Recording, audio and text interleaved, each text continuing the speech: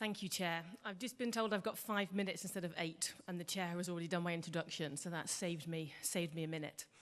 So I would like to give you a brief, walk you through a brief journey that a convert takes on their route to becoming a Muslim. And by the word convert, I mean somebody who's looking into Islam as well. Because lots of people look into Islam for several years before they actually take their shahada. So I'm using the word convert and someone who's pre-Islam as in the same word. So it's estimated in the UK around 5,000 people take their shahada every year. But my question is, how many of these people actually establish the practice? And how many of these people feel supported and part of the Muslim community? And how many of these people leave the community from a lack of support?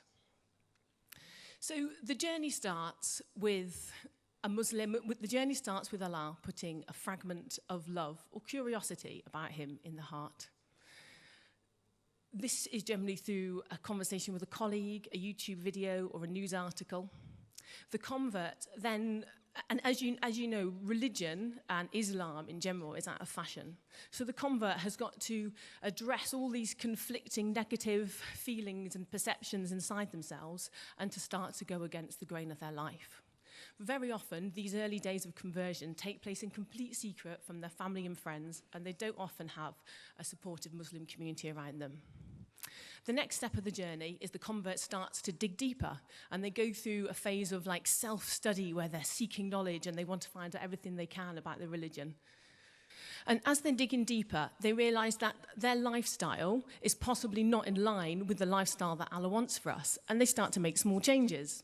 These small changes can be from drinking 3 beers instead of 6 on a night out, wearing 3/4 length sleeves instead of a strappy vest, appreciating that Allah created the magnificent natural world around us, or even practicing some of the prayer actions.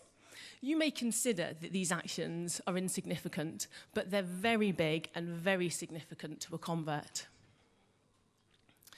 These small changes begin to create a gap between a convert's old identity and their new identity. And it's this gap between the old and new creates a sense of limbo and a sense where they don't belong.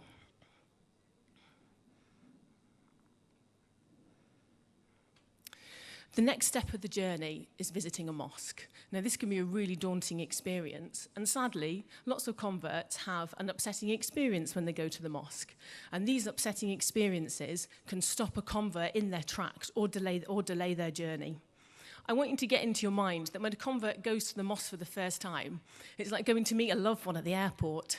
But sadly, sometimes when they get to the airport and they have a negative experience, it's like the loved one isn't there, or they don't embrace them back when they give them a hug. And again, now, I want to go back to the gap.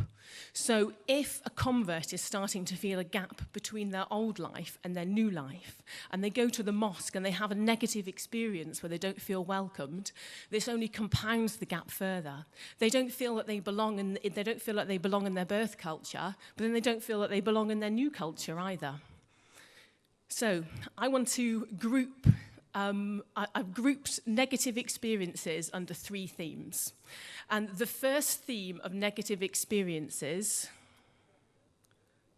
comes under how born Muslims value a convert's background and culture. We live in a hugely multicultural society, and converts come from all ages, backgrounds, and ethnicities, and people of religion and no religion. It would be so easy if everybody converted who was a white ex-Christian who was used to like the religion en masse and following rules of prayer and ethics and morals, but it's simply not like that.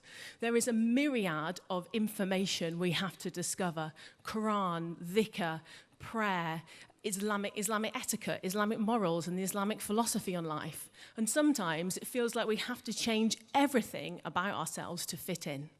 So if you meet converts, please be gentle with them and give them small nuggets of information that they can take and digest in their own time.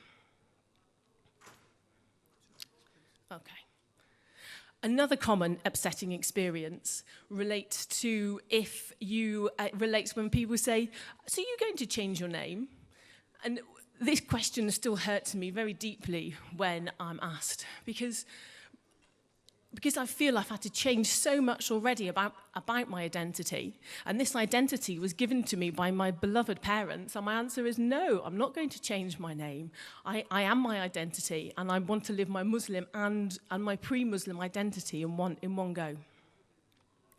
Well, I've been told I've got 2 minutes left, so I'm just going to very briefly summarize. So the other themes of upsetting converts is when you comment about their appearance. From our friends and family, they're disappointed when they see our appearance change. We start to dress more conservatively. But when we go to the mosque, the born Muslims are disappointed in our appearance because we don't dress conservatively enough.